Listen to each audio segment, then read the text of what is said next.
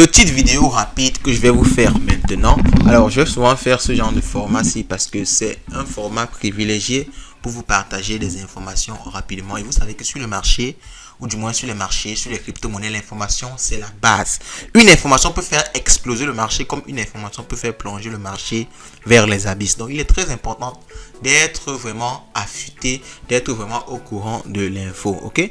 Bon, alors, on va parler de quoi aujourd'hui? On va parler des chiffres de l'inflation. Dans la vidéo d'hier, je vais vous laisser ça épingler plus haut. J'ai introduit cela et je vous ai dit qu'aujourd'hui, tout va se jouer. Ce sera le moment d'acheter ou bien de vendre tout simplement. Parce qu'en fonction des chiffres de l'inflation, le marché va réagir. Tous les marchés de façon générale et le marché des crypto-monnaies en particulier. Alors, les chiffres sont sortis. On peut voir ici que l'inflation CPI, ok, pour la consommation, c'est 2,9%. Les prévisions étaient de 3% et précédemment, on avait 3%. Ça veut dire que l'inflation a baissé et on est en train de se rapprocher vers la target des 2%. Parce que la target de la Banque centrale, c'est 2%. Donc on est à 2,9%, ce qui est bon, ce qui est une très bonne nouvelle parce que l'inflation est venue plus basse que celle prévue. Donc c'est une très bonne nouvelle pour l'écosystème. Et ici on a 0,2 les prévisions, ça correspond aux prévisions. Et l'information CPI cause 3,2 qui correspond aux prévisions 3,2 et précédemment c'est 3,3. Donc je vais vous faire une autre vidéo, je vais vous expliquer en détail ce que chaque élément-ci signifie. C'est-à-dire l'inflation CPI, Y, CPI, MOM et CPI Core. Je vais vous expliquer ça en détail. Mais ce que vous devez comprendre pour l'instant, c'est que c'est un chiffre qui montre tout simplement la santé de l'économie américaine. Et lorsque l'inflation est basse, c'est une très bonne nouvelle pour l'économie américaine.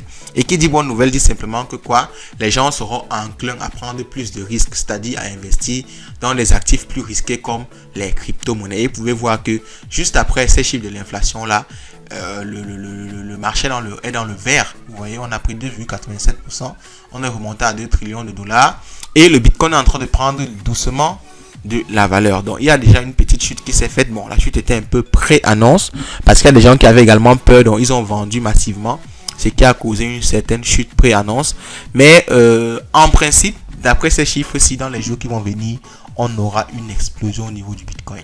Donc vraiment cette vidéo-ci que je fais vraiment à l'arrache comme ça, c'est tout simplement pour vous dire que c'est le moment ou jamais d'acheter. Parce que si vous attendez et que le marché part dans le sens de l'inflation, si on n'a pas une autre mauvaise nouvelle qui vient tout simplement secouer le marché, les gars, on va aller vers les 110 000 dollars très rapidement. Très rapidement. Donc c'est vraiment le moment d'acheter.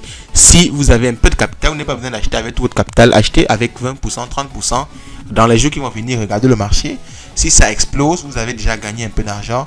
Bon, si ça chute, vous rachetez donc avec le reste de l'argent. Parce que il faut toujours jouer la carte de la sécurité. N'entrez pas avec 100% de votre capital. Parce qu'il y a souvent des petites chutes avant une explosion. Donc il peut y avoir une petite chute.